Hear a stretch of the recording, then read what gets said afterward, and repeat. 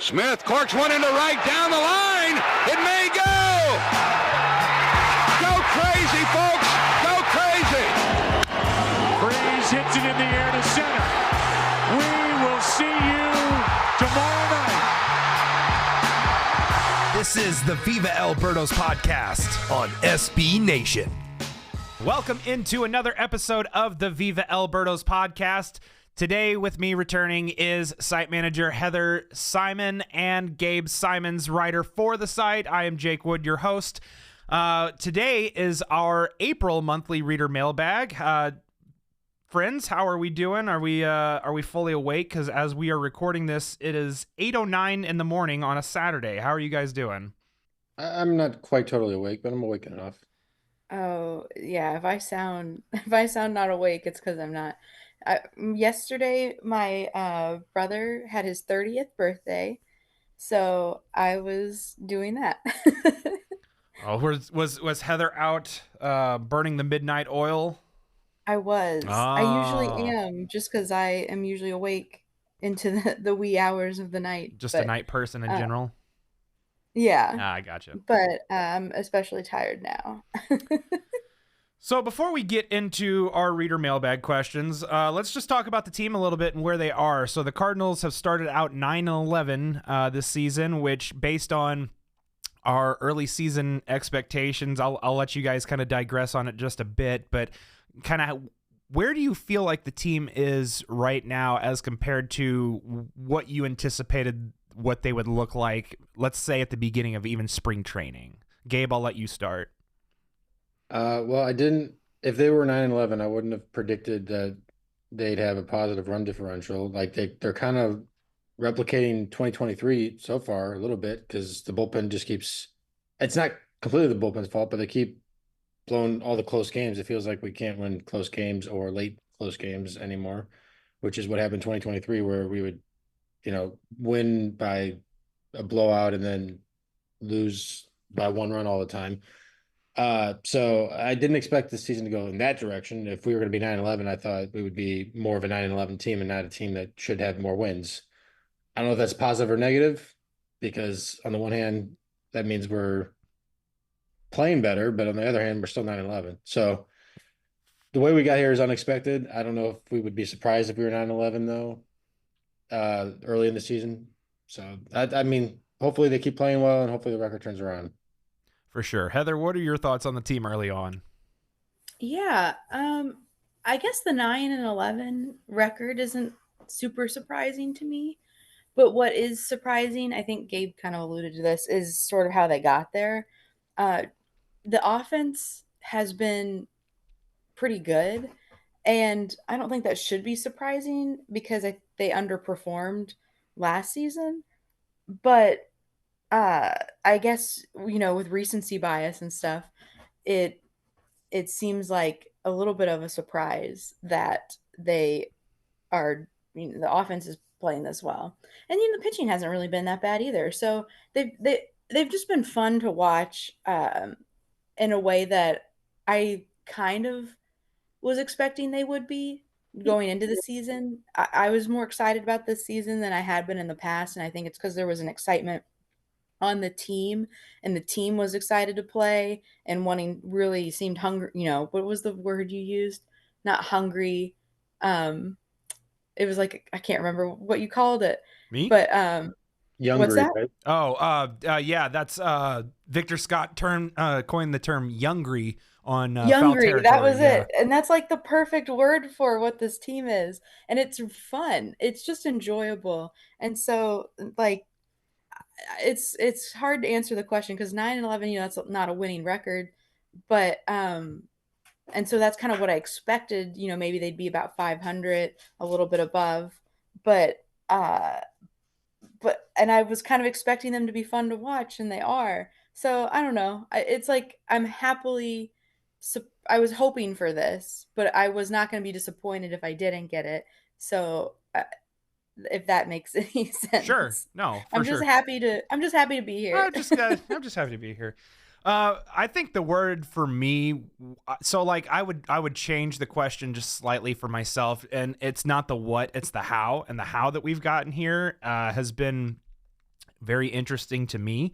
I did not think so I agree with your stance, Heather, that I thought the offense would be better last season than it wound up being, and I felt like they dramatically underperformed their expectations. And this season, I feel like they're a lot closer to what their expectations are. But it kind of feels like some of the early season magic is starting to wear a little bit, and I think you're starting to see the missing of Ivan Herrera's bat in the lineup a little bit more. That's not to say that I don't still believe in Pedro Pajes. I just don't know that he might be a starting caliber bat at this point in his career. Now, that's not to say that he couldn't develop into that further. He's still producing at a above expectation clip, I think, for most people. And I think he's had a little bit more clutch in his game than most people were willing to concede that he had, just based off of last season's performance. And I get it. Most people don't dig into more of the numbers and things like that. They just kind of go off of what they have seen, and, totally fair. But believe there was more in his bat, and he's showing that a little bit this season. Aside from the Pedro Pajes rant, the pitching staff has been adequate to the most degree. I think that Liberatore has been a really nice surprise, and I posted in our text thread about how he was 5th in the league in fielding independent pitching behind Chris Bassett, Hunter Green, Paul Skeens, and there was one other name, Cole Reagans. So being 5th in fielding independent pitching for Matthew Liberatore through his first 3 starts is, you take that and you run away with that every day of the week. And honestly, at this point, you just kind of hope that continues, and it's not just like an early season aberration the way that maybe perhaps some of the offensive stuff is starting to show. Now, obviously, we can't expect them to score 6 runs a game all season long, but again, I feel like some of that early season magic is starting to wear, and players and teams of that nature are starting to settle into more of who they are. And last night, especially, let's talk about last night's game. Francisco Lindor hits his first walk-off home run in a Mets uniform off of Ryan Fernandez. Not great. You would prefer it come against somebody else, but to that extent, 9-11, I think I take that based on how I was feeling about the team entering spring training, and unfortunately, the way that the Cardinals have lost, like you had alluded to, Gabe, it's more reminiscent of 2023, and we all really know how 2023 went. So I'm kind of hoping that doesn't continue to be the trend, because if that's the trajectory we're on, it's going to be a long season in St. Louis. But the offense is fun to watch and it's exciting. The pitching has been so-so. I'm happier with what I've seen from the rotation than from the bullpen, aside from the big 3 in the back end of Helsley, Maton, and Romero. I feel good about those guys. Everything else is kind of a toss-up at this point. So that's how I feel about it. Let's jump into the mailbag questions now that we're 8 minutes into our mailbag episode. This first question comes to us from Chaser728. Chaser asks, a few months from now, we're in the race, let's say 3 to 4 games back in the division and 6 to 8 games back in the wild card. And this is all a complete hypothetical, so do with it what you will. What should we do at the deadline? How will Mo do at the deadline? How involved will Chaim Bloom be in the decision making? I'll let you start again. If they are 3 to 4 games back in the division and 6 to 8 games back in the wild card, what do you think the Cardinals are doing with their deadline plans at that point? In that specific scenario, I think it's pretty easy. You sell. I assume the Cubs look like a much better team, even if we're only 3 to 4 back. Maybe I'm wrong, but they already have a good head start on us. They have a plus 38 run differential. I don't know if they'll look like a much worse team then. And then 6 to 8 of the wild card, you could just forget about that pretty much as far as like I realize that 2011 exists, but there's just I don't know. I think you got to sell in that specific situation just because of how unlikely it is that you come back, and I wouldn't want to ruin the opportunity to get an infusion of talent from the minor leagues by selling Helsley and Fetty and anybody you could, and the return on 2023 when we got Sajasi and Takoa Roby, even though so far we haven't necessarily reaped the true benefits of that, it could be coming. We got Zach Showalter in the minor leagues as well, so getting another deadline push like that, not to mention having the fifth pick in the draft, I think that would be big for the future. And I just think you went into this year kind of knowing that there's a pretty good chance you might sell. So I do feel like there's not really an expectation that you're going to make the playoffs or go far in the playoffs. So if you're 6 to 8 back of the wild card, I mean, I don't know. I just don't see it being very likely the Cardinals would end up making the playoffs. So I would sell. Yeah, I don't know. Because I think it maybe depends on a few things, like what the market shaping up to be, if they, yeah, what their options are for selling. I don't know. As far as like what I think Mo will do and how involved Time Bloom will be, what do you guys think about that? Because I'm not really sure. It's hard to tell. Mo's usually not one to sell, but I think they went into the season like Gabe said with an expectation of maybe not making the playoffs, and so if they have a plan, I don't think they'll deviate from it because they are 3 to 4 games back. Because if they were like ahead, if they were winning, if they were leading the division, do you guys think they would sell, or do you think they No, would go for it? I don't know if they would go for it, but I don't think they would sell. And if they were in like leading the division, I, Hmm. I don't see them selling in that situation. Yeah, but 3 to 4 games back. I don't know. I'm almost thinking they might I don't know what they would get. I guess Helsley would be the big thing. Yeah. If you think 3 to 4 games back, they would trade Helsley. Yeah. So I mean, yes. Hmm. for me, 3 to 4 games back in the division, I think at worst they hold. That's I'm what I'm thinking, at but I 6 to 8 games don't know. back It in seems the like the worst of all options, yeah, right? 6 to 8 games back in the wild card. I don't care about the wild card, to be honest with you. I don't think it matters. I think the route for the Cardinals to the playoffs this season, albeit very small odds, is through the division. I just think there's too much volume on the coasts in terms of the NL East and West for the Cardinals to have any substantial opportunity to actually make it through. It's like the best of the rest is going to make it through on the wild card. So like I expect the Dodgers to win the division, but then you also have the Padres. The Giants are a surprising team early that are playing well. You have the Diamondbacks, and then in the East you also have the Mets, the Phillies. Everyone thought the Braves would be in there, but they haven't gotten going yet. But that's not to say they can't turn that around as well. They definitely have the team and the track record to say that they'll get there at some point. So no reason to believe they won't. The Central seems like the clear and easiest path, most obvious path for the Cardinals to get there. And so if the only focus is getting through the division. Now, Gabe, you made a point about the Cubs getting off to an early good start, and that's true. They did also just lose Justin Steele to Tommy John surgery, so that should factor in a little bit to how we perceive the Cubs. Not a lot, but a little bit. They also have optioned Matt Shaw already to AAA.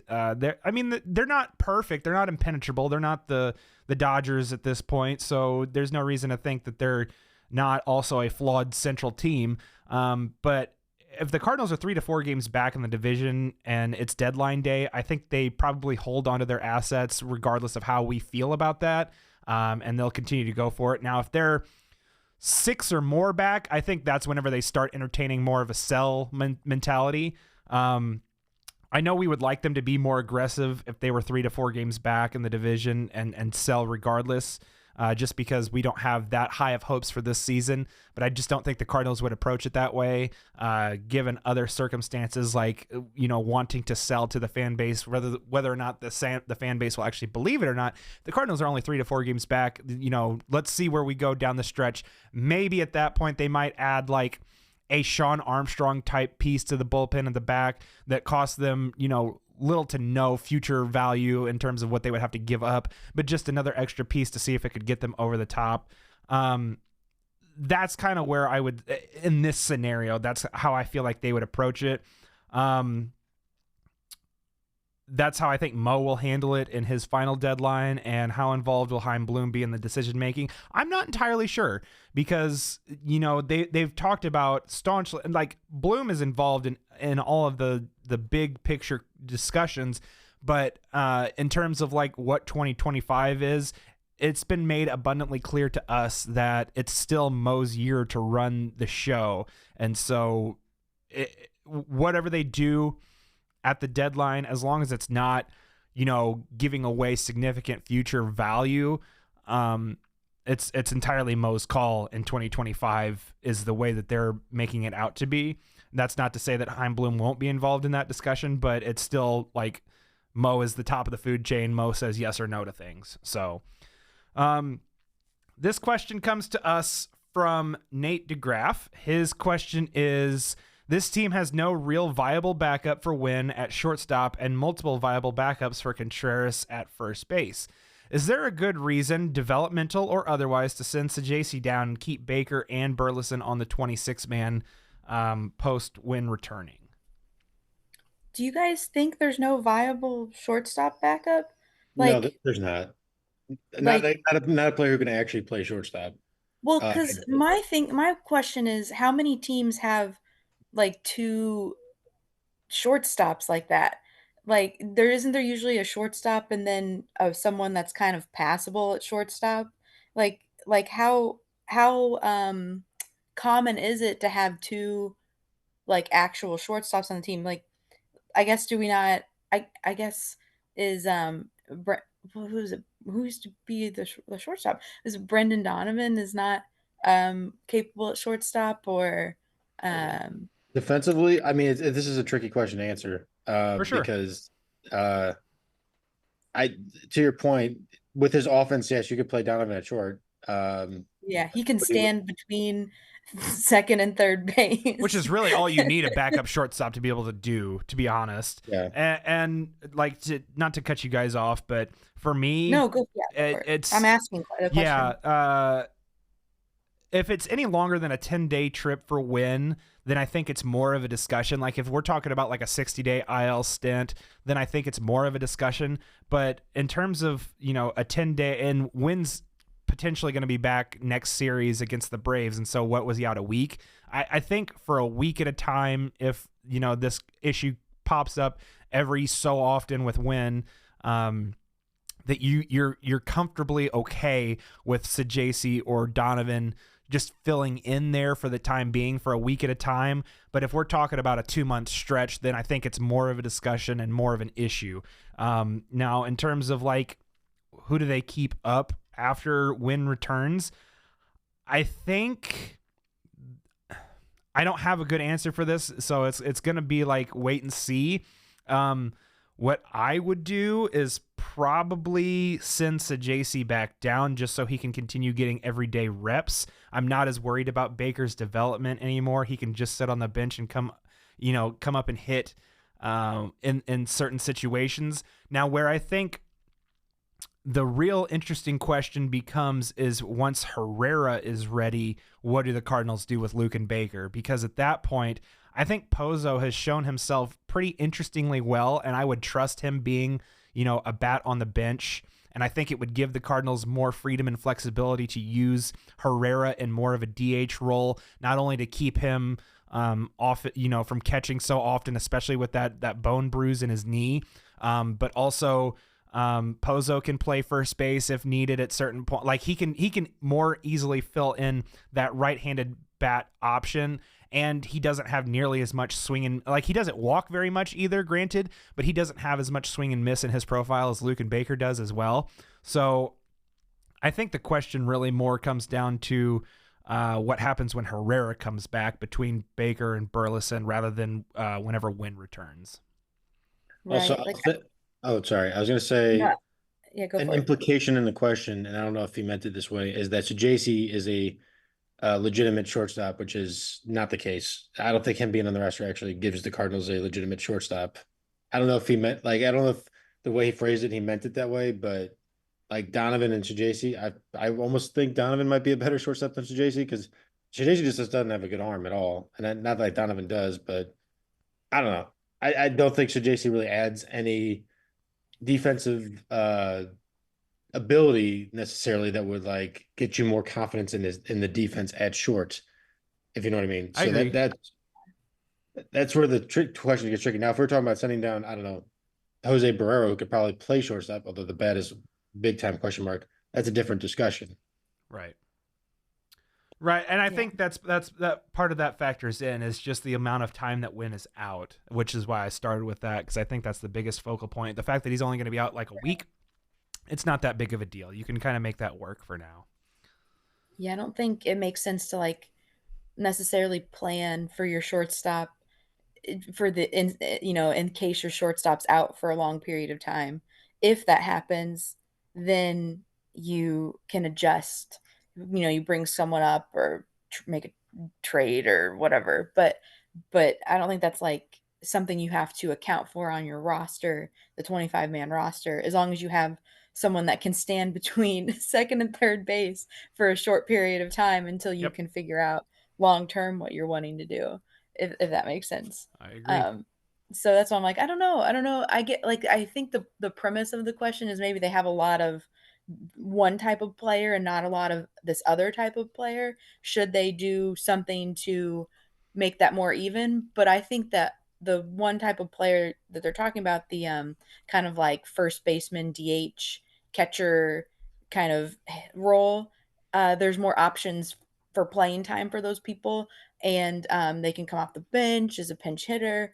But with the shortstop, uh, like backup shortstop role, there's I don't know if there's as many places to put that person because there's only so many there's only so many spots, and if they're not presumably not a super strong hitter, um, I don't know. They're all those roles are kind of covered elsewhere unless Win is going to be out for a significant amount of time. So that would be my answer to the question. If is there any reason to send Sagasi down, and that would be he's not going to get regular playing time if Win when Win comes back. So I think that's the reason to send him down. Well, it just goes back to what they did at the beginning of the season, right? With Wynn there, and then you also have Donovan and Gorman, who will probably take regular rotations at second base. There's just not a whole lot of playing time or opportunity for Sajasi, who they still view as, a long-term piece, at least the way that I'm interpreting the way they've evaluated him. So, like, that's the whole thing is like it's just a lack of opportunity. We'll send him back to AAA. He plays every day. There's another injury. He's the first call up. Going back to the last question just a little bit, like what would they do at the deadline? Perhaps they would also look for opportunity moves to free up some playing time for other guys. That maybe they look at certain things like that as well. But just not really entirely sure. Ask me again in 3 months, basically. This next question comes to us from B. Walker, Arizona. His question is, will Bloom bring in his own manager next year? Is Ollie playing for his job this year?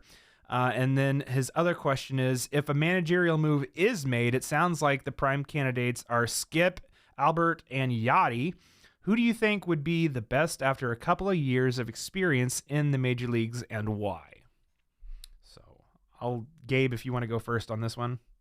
Okay. I would say number one, I mean, yes, I think he's always playing for his job to some extent. I'm not as convinced as some people are that a new general manager is just automatically bringing in a new manager because I don't think baseball is quite the same as other sports when it works like that.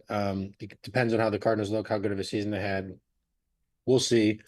As for number two, I don't know that those are the favorites, but you never know. But that's just like speculation and rumors. And I personally I'm a little hesitant to want either Yachty or Pools to manage because of their only experience is international, I think, which is I think a different animal.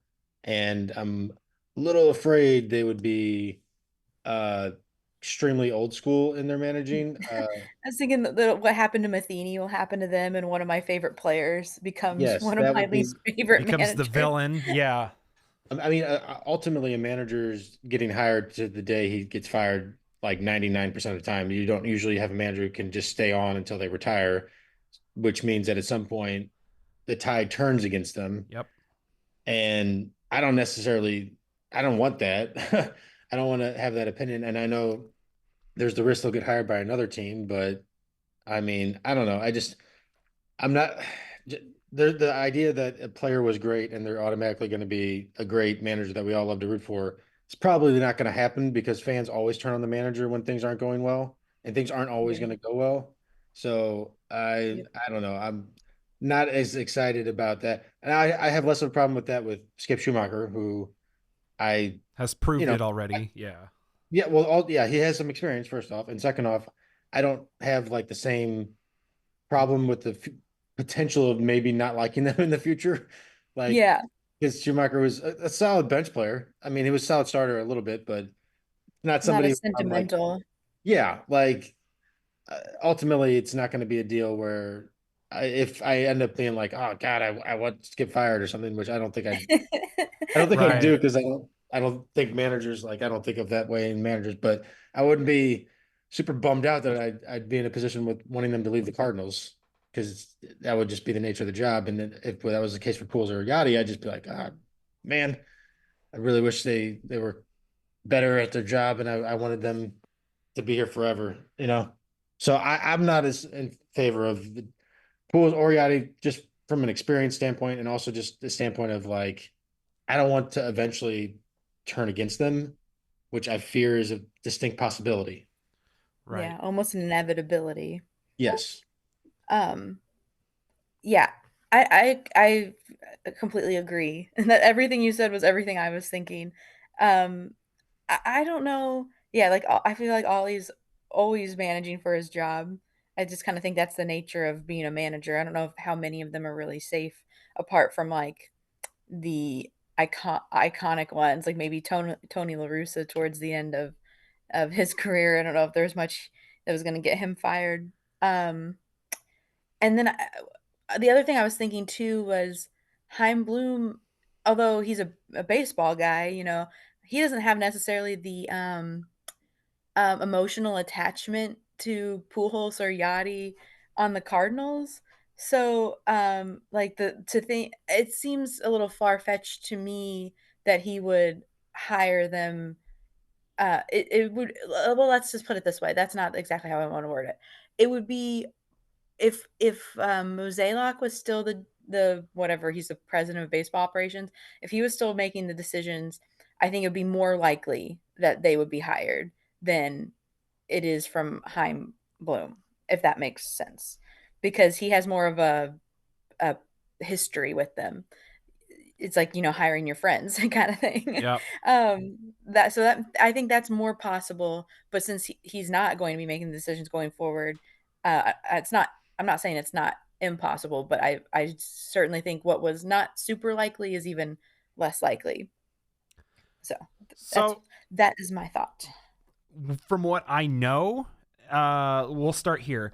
From what I know, Bloom and Ollie already have a working relationship with each other. They were working together and talking together last season, like as early as last season already. So they talk to each other. That if you don't, please make sure you go and listen to KMOX every Tuesday at noon, because Ollie does a half-hour hit radio on the radio show for the Cardinals on 1120 KMOX.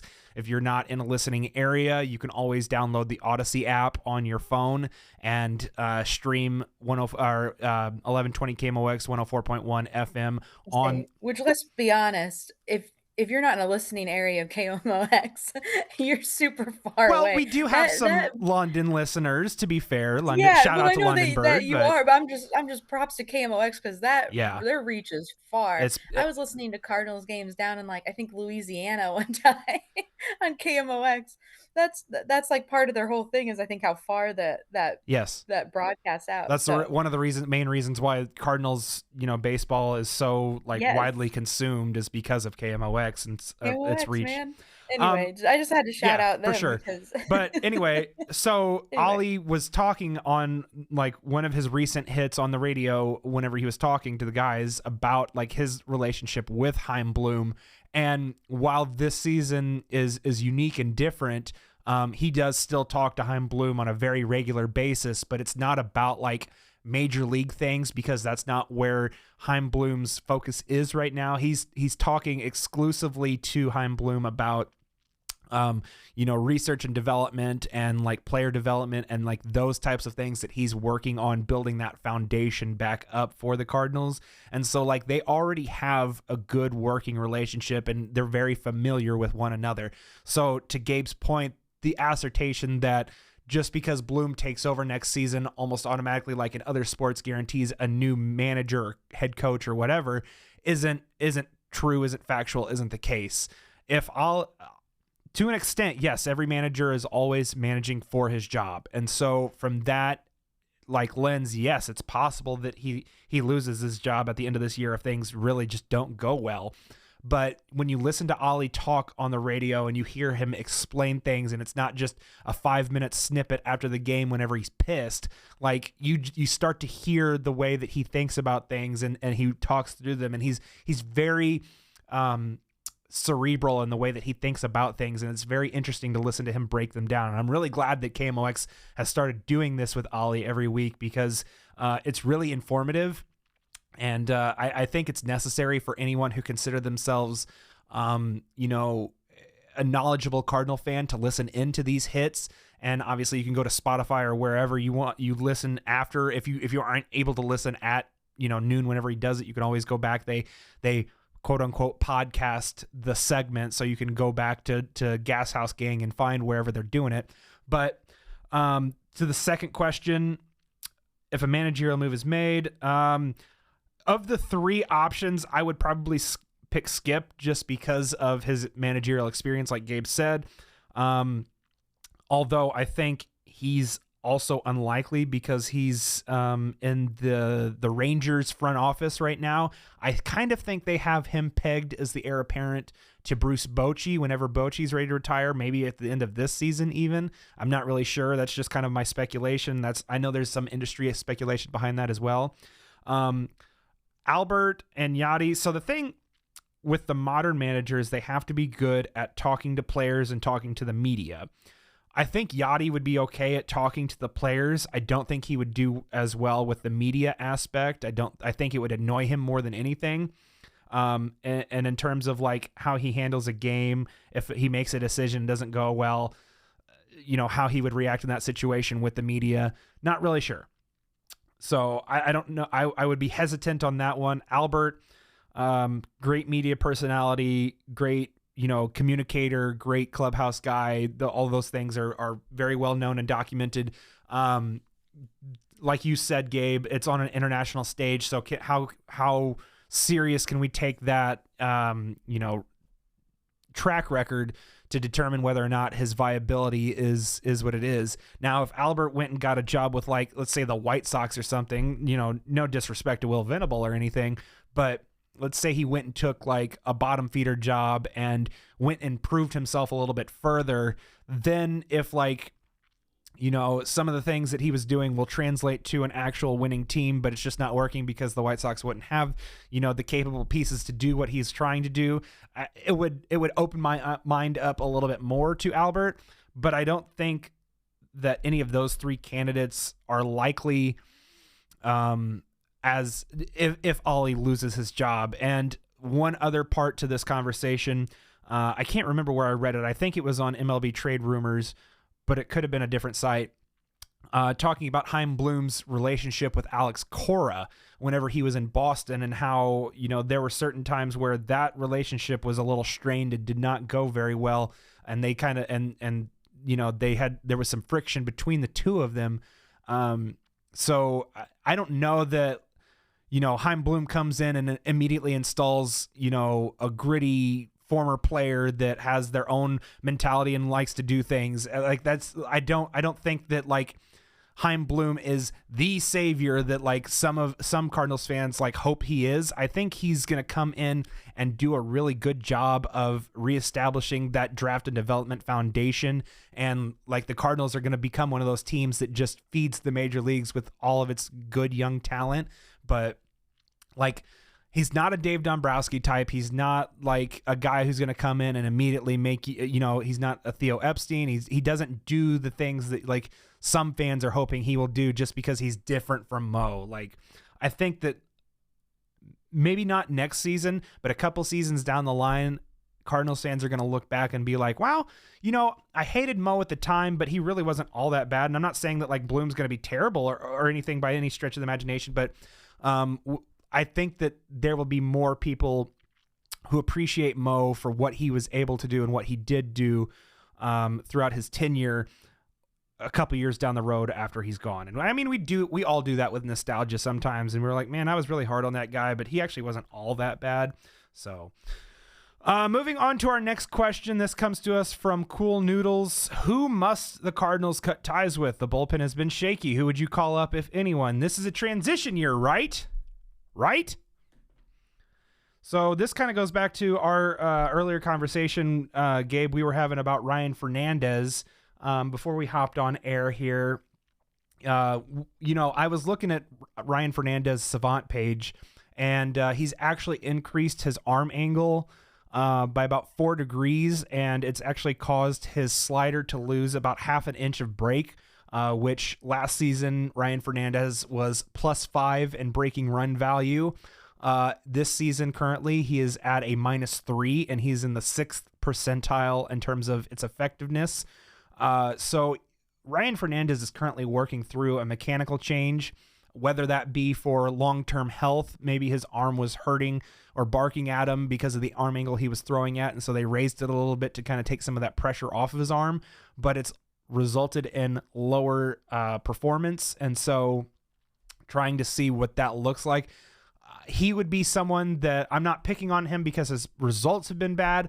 He's somebody that I'm looking at that might take a trip back down, and maybe they, I don't know if they'll recall Roycroft or if they maybe give Riley O'Brien a run, just to send him down to work through some of those mechanical things. We saw Chris Roycroft get sent down recently. He was working through some mechanical issues. He had no real feel for his sinker, which was his primary pitch and like his bread and butter. So if Chris Roycroft doesn't have that, he's really not all that effective. And there was some media posted on Twitter showing some of Chris Roycroft's improvements that he made since going back to Memphis. The sinker looks better. This is a development year. Do the Cardinals let him work through these issues at the major league level, or do they send him down? Those are going to be interesting questions to follow. But just your guys' thoughts.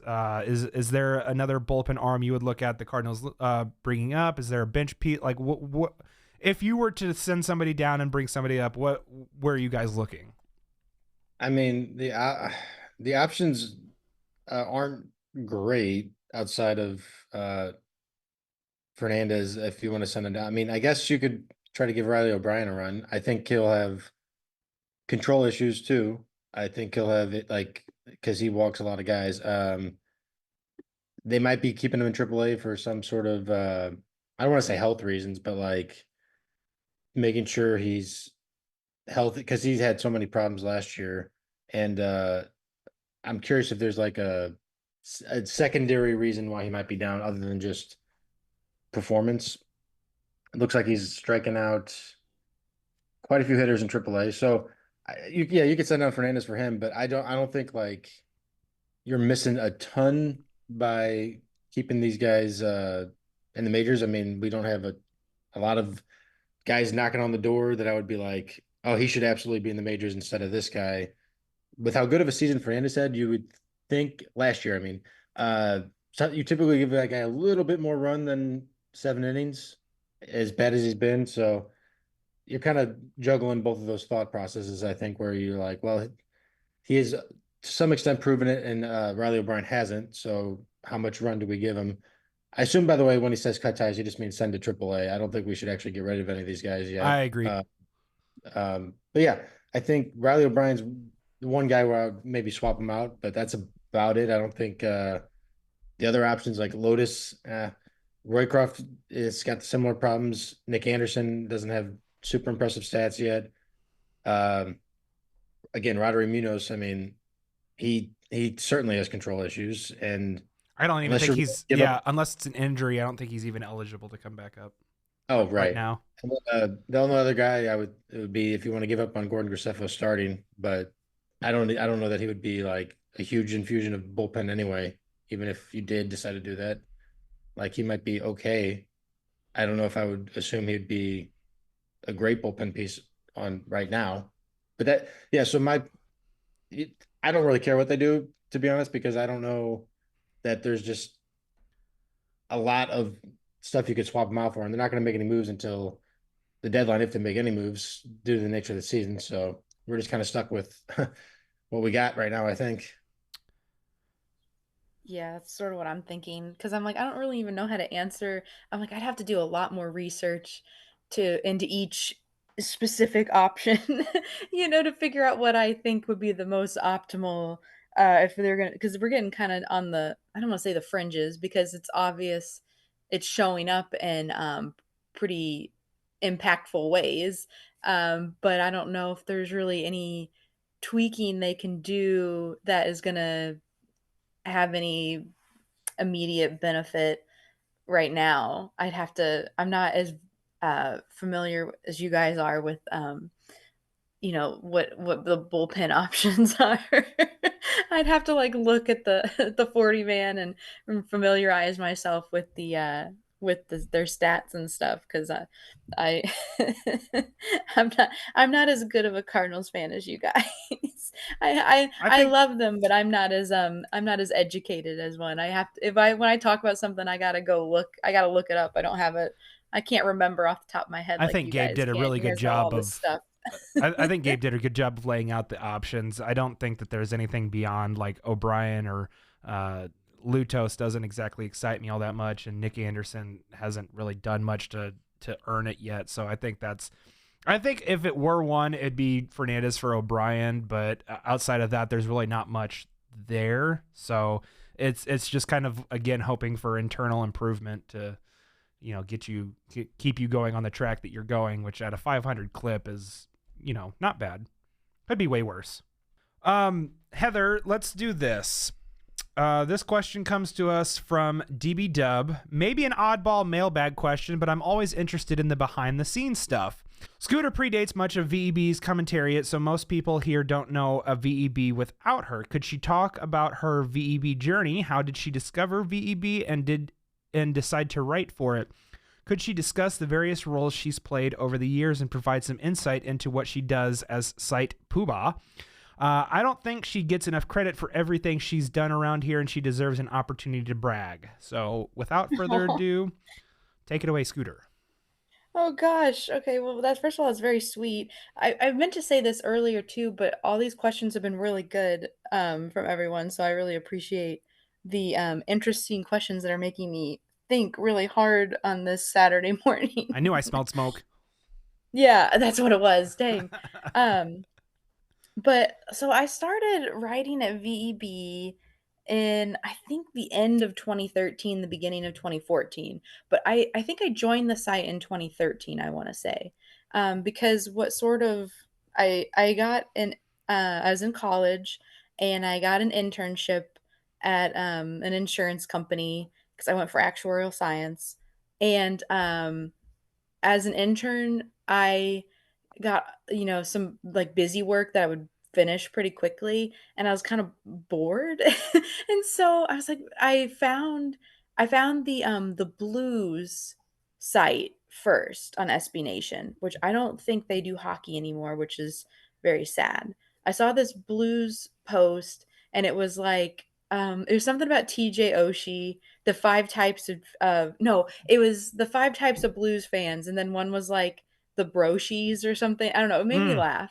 And I'm like, this SB Nation thing, this is pretty cool. I wonder if there's a Cardinal site. And then I found it, and it had this really rich, like vibrant community in there. And so I joined, immediately like made a post about Buster Posey and Yadier Molina. I'm like, Molina's obviously better, right? And then it started this whole fight that I launched that grenade, and then left and came back, and there was like this whole fight going on between a bunch of people. And I'm like, oh, this is interesting. I was like reading about all the stuff they were bringing up. I didn't know anything really about fan graphs or advanced stats. And after I sent off that post, I was like reading all the things and all the arguments, and I'm like, this is really cool. And so I got kind of, I have a tendency to hyperfixate on on stuff. So I got really into advanced stats and the Cardinals, and I watched like every game.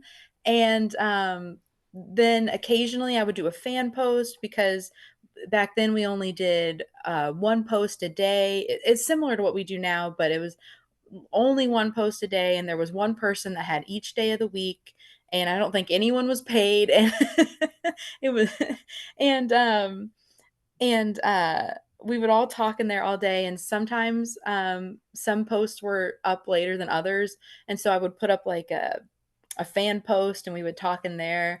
And my fan post, when eventually was like, hey, do you want to do kind of like a weekly news roundup, uh like what you're doing in your fan post? I was like, yeah, I'd love to do that. And then eventually it became like twice a week, and then it became every weekday, and I was writing 5 times a week, these news roundup. And you know, the writers have kind of changed from then. People have left and joined, and we've had a few site managers. And eventually, after the previous site manager, she after she quit, uh, we didn't have one for a little bit, and I was like checking in with the higher ups at SB Nation. I'm like, do you know anything about when we're going to get a site manager? And they're like, we haven't heard anything. Do you want to do it? And I was like, sure. I guess I might as well. So that's how I ended up being here. And I'm really trying my best. It's not a role I feel that I am like naturally inclined to. I'm not really I am very conflict averse, and so I'm not necessarily like managing is tricky, because you have to sometimes have hard conversations, and I don't like to do that, because I like everyone to like me. And Mhm. and I like being friends with everyone. So I hope that I'm doing an okay job at balancing um giving good feedback, and also just being kind. And I hope that we are providing interesting content for you guys, and retaining some of that like goofy old school VEB like silliness, but also representing what it feels like to be a fan and all that fun stuff. So I yeah, I hope you guys like Well, it. for what it's worth, before I joined on, Blake and I had a pretty good relationship, and I'd talked to Jason a couple times too, and you came very highly thought of and talked about. So whenever I reached out to you, I was very hopeful, because I knew that like the leadership structure was really sound, and they said it's a great place to write and work, and so I was really excited whenever I got the opportunity to be here. And it's definitely been nothing short of awesome. So, and you've been a big part of helping make that awesome. So I really appreciate what you've done, and how you've helped me acclimate to this new role. And I don't want to speak for Gabe, but I think you do a terrific job, and we're very appreciative for your leadership. Well, thank you guys. Ugh, I'm gonna cry. No, that's so sweet. I really appreciate it. Because yeah, it's something that's like fun. But there's also a little bit of it, the more you do it, and now I'm doing all this, it's like it used to start off as just this goofy thing I was doing, and now it's like some actual hard work, and Now you actually have to and try. so yeah, I'm like, Yeah. oh gosh, there's so much to do. I have this second thing I have to do, but it's still fun. It's still fun. Well, Heather, I know you have a hard time to get out, so you can go ahead, Gabe. We'll finish up with just a couple more questions, and we'll wrap this up here. So thank you, All right, Heather, thanks, for joining guys. us. Yeah, I gotta get these kitties to the vet. That's right. We appreciate you hopping on, and we'll talk to you next week. Yeah, bye. Thanks, guys. Bye. Bye.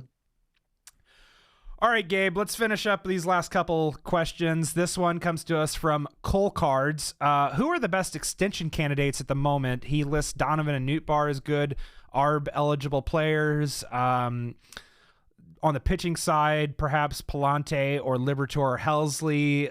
Where would you go if you, let's do this. If you had one extension to hand out, who would you pick? It'd be Mason Wynn. And I think the best extension candidates are the ones who are willing to sign an extension, which I think probably does not apply to Lars Nootbaar. Not that he doesn't want to be here, just in terms of where he's at in his career. He's 2 years away from free agency.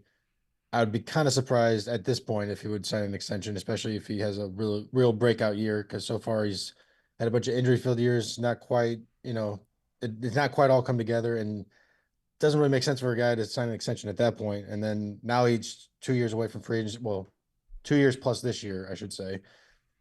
And he's got to prove that he will stay healthy all year. And if he does, then it's a lot trickier. As far as Donovan, that's also, I mean, I wouldn't mind signing an extension to him. He is already 28 and he'll be 32, I think, in the first year of his free agency year. So you're kind of getting his prime years without having to extend him. But yeah, Mason Wynn would be my pick for sure because of his age and potential and defense. I would love to have him for years to come. Hopefully Mason Wynn agrees and wants to sign an extension. I could see him also being like, I'll be 27, 28 when I reach free agency, and maybe he wants to be a Cardinal, to be clear, but maybe he can maximize the amount he gets in his career because there's a limited amount of time that these players can earn money. Serious money, and the way to maximize that is typically to go free agency. Sometimes you want to sign an extension to prevent risk, and in his case, maybe his back will motivate him to sign an extension. So there might be something there, but yeah, Mason would be my pick, 100%. Yeah. I'm just curious on what it would cost to sign him. I don't necessarily think he's someone who would be all hometown discount. So I think you would have to pay, market value for whatever that would cost. Not that it would be like Bobby Witt Jr. level, but I would just be, it's always a 2 to tango type of situation. Like you said, somebody has to be willing to sign that extension. And I think Wynn would, but I think the price tag would also have to be right. Like I don't see him taking a major Cardinals discount for that. The one player, the other note I was going to throw at you was the Nootbaar thing. And, not to sit here and toot my own horn or anything, but I did pick Nootbaar as somebody who, remember we were asked, who would you see as a surprise to not be on the roster come next season? I think if Lars Nootbaar, and I said this at the time, for a couple different reasons, Chase Davis has started out pretty solidly at AA. Not always the idea, the obvious indicator that they're going to have true major league success and be a major league impact player, but he was one name that I kind of watched as somebody who could potentially make somebody like a Nootbaar a little bit more expendable just because of his age and where he's at, might fit a little bit more into the time frame of whenever the Cardinals are good again. And so that's kind of where that whole, thought process started. And Nootbaar, like you said, with the injuries, and if he does have a true breakout type season this year, you could look to move him next offseason, or Chaim Bloom could look to move him next offseason. Unfortunately, that might put him a little bit back in that Mookie Betts category where it's you might not win no matter what with the fan base if you go trade Lars Nootbaar as your first move. But there will be such significant value with young players coming up who could fill that position, in the short term down the road, and it could really help generate a boost for you and getting you back to, you know, a larger team focused boost of infusion of players from a deal like trading a Lars Nootbaar somewhere else. But my candidate who I would pick, I think, would be Andre Palante to give like a 4-ish year extension to. I think for me, I've seen enough over the last 2 years, about 150 or so innings of sample size to say that I trust that who he is who he is. And he's about a league average arm. He's like top of the scale, 96th percentile ground ball percentage. So he's on the ground a lot. His pitching value, everything is either league average or a little bit above. So he's like a really strong 3-4 starter in a rotation. You know, the Cardinals were paying above 15. Like what did they pay for Michaelis in that last extension? Like 18.5. Like that's kind of the going rate for a 3-4 starter, really. And if you were able to get him for like 12 to 15 a year for the next like 4 years, like 4 years, 60 million, something like that, I think I would do that for Palante, because then you're buying out his arbitration and his first year of free agency. So it would give you a little more cost certainty in a position, in a spot that is a lot more volatile in terms of like arm health. And I think that, you know, there hasn't been any, to my, you know, recent recollection, I don't think we've heard really about Palante having arm issues or arm problems, or doesn't have a long history of that. So I would feel pretty comfortable doing that. And with Matthews experiencing his shoulder soreness, hopefully nothing major, but you know, after this season, really all you have in the rotation, like obviously now that if Liberatore is going to have some staying power, if he continues on the trajectory he's on, Gray, Palante, and then if Liberatore continues down this track, are like the 3 known, like dependable commodities you might have in the rotation. I just think it'd be smart to have some certainty with another dependable arm in the middle of that rotation. And Andre Palante would be the direction I would look for that. I mean, one thing I mean, mine wouldn't be a pitcher just because of how much they get injured, but he's under team control for another 3 years without an extension. So, right. But, and also, I would wait to see Jordan Walker and Victor Scott, quote unquote, break out before I would say Nootbaar's tradable, because I know, because both of them have not great underlying stats, offensively speaking, this early in the season. Yeah, so I know. I would have to be very sure that both of them are like going to be starting right fielder and center fielder for the duration of their team control years, which I feel like they need to, you know, obviously prove it a little bit more than they have. And yeah, I don't know. I don't think Nootbaar's quite as expendable as you do. But you know, we'll see. I don't think I'd call him expendable. I would say it's opportunity cost, right? And so like what a breakout year from a player who's performing at, you know, a top of the league level so far, if he's able to carry that through an entire year, and then you try to sell high on him as an asset that has some variability in his profile just because of like injury risk and I understand your point. I think you're basically saying the next 2 years are not going to be playoff years if you're doing something like that. That's just my opinion. That's which is fine if that's how the Cardinals look at the time. But I would not trade a player like Nootbaar to sell high if you expect at all that the Cardinals are like going to be factors in a playoff race, which I imagine the Cardinals will think that way, at least, because they usually do. So I would be a little surprised if he's traded, personally. Well, and there's always, you know, like we saw even this year, there were good average major league outfielders who you could go sign for cheap at the end of the offseason that could kind of fill in if you're still of the mindset that you're going to contend. But, you know, I'm not doing, let me say this.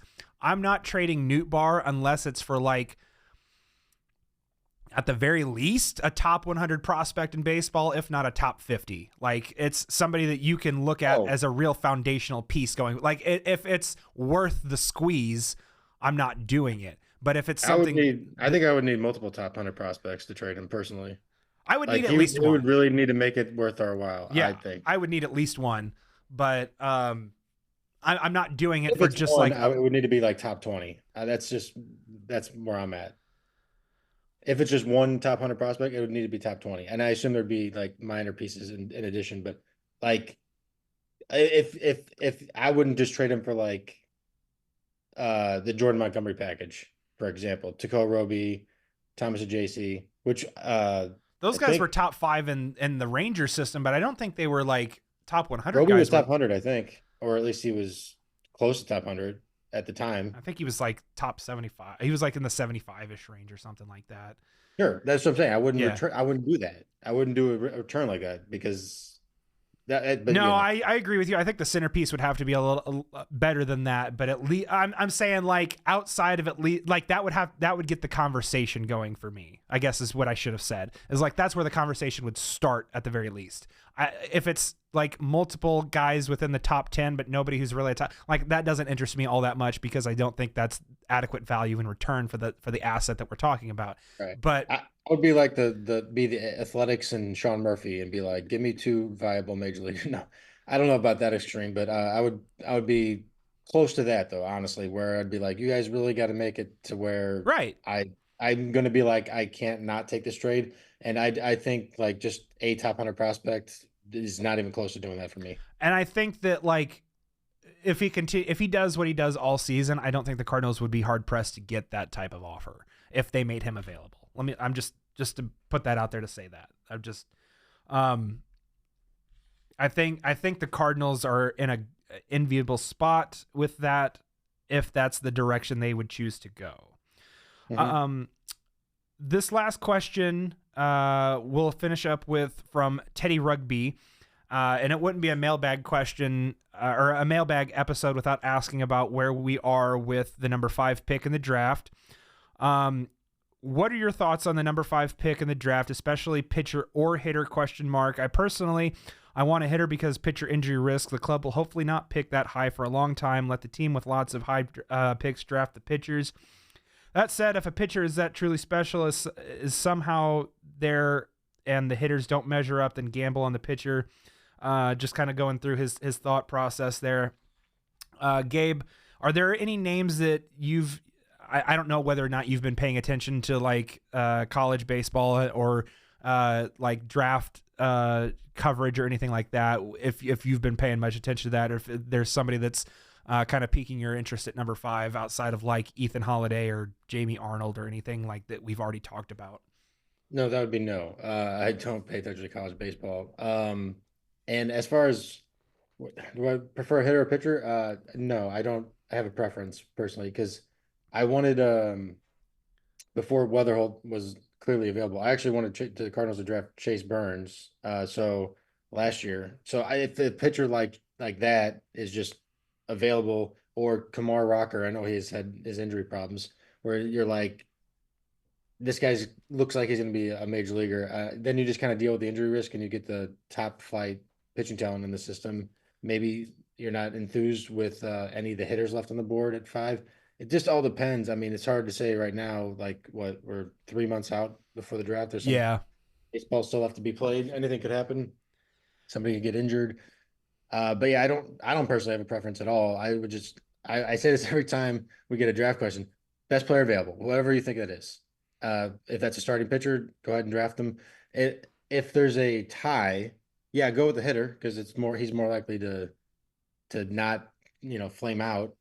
But if you think there's an ace, like, and at number 5, you have a higher chance of thinking that you might actually have an ace in the future than at like 20 when we used to draft all the time.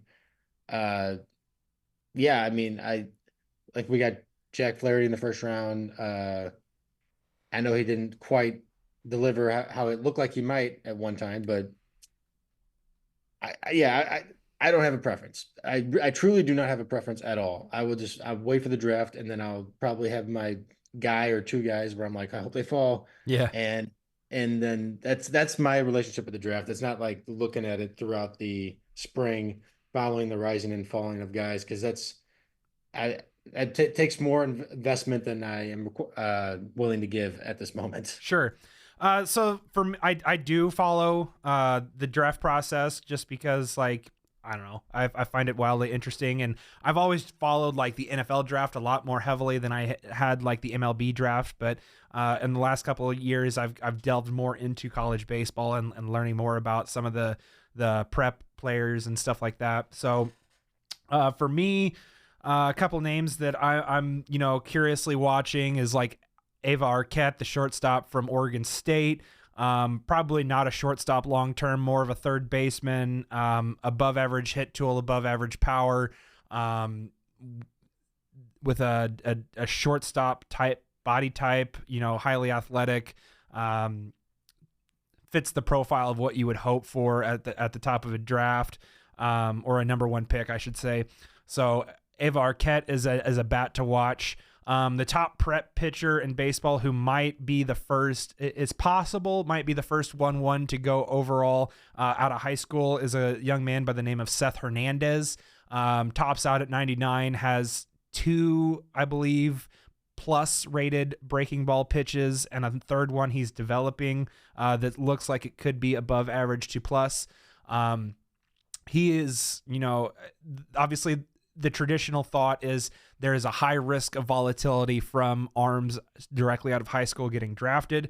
But evaluators think that this is like a different, obviously they always say it's different, but like, this type of stuff from a kid at this age has the amount of polish on him that he does.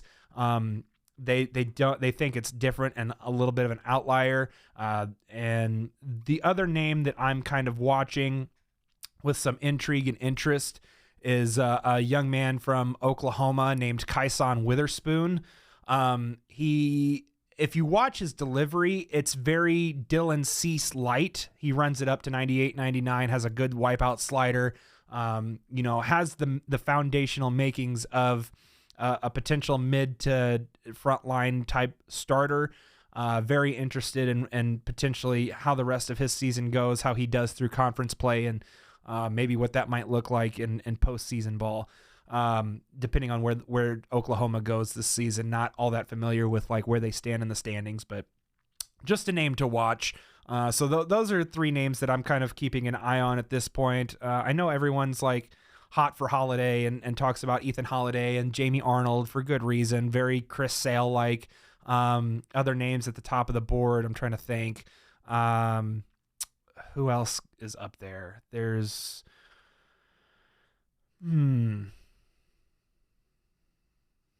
Nope, can't think of any more. So like those are some names to watch. And any other closing thoughts for you, Gabe, from like what you've seen so far for the Cardinals before we get out of here?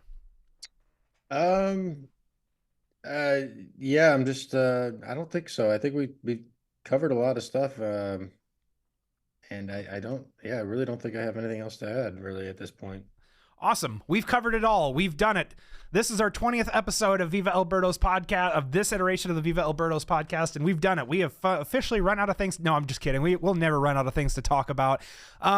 For Gabe Simons, for Heather Simon, I'm Jake Wood. Thank you so much for listening. Next week, we have with us Kareem Hawk. He is all-knower of things, minor leagues and development. He's super intelligent with advanced analytics and like pitcher biomechanics and things like that, and he's able to dissect and explain them really well. So next week we're going to have Kareem Hawk on the podcast, and we're going to talk all things minor leagues. Thank you guys so much for listening, and we'll talk to you again next week. Thank you so much for joining us for this episode of the Viva Alberto's podcast. Please leave a rate and review on your favorite platform and turn on those bell notifications so you can be notified the moment our newest episode is released. As always, make sure to give us a follow on X, Instagram, Blue Sky, and Facebook. Just type in Viva Alberto's on any platform to find us. Have a great day and thanks for listening.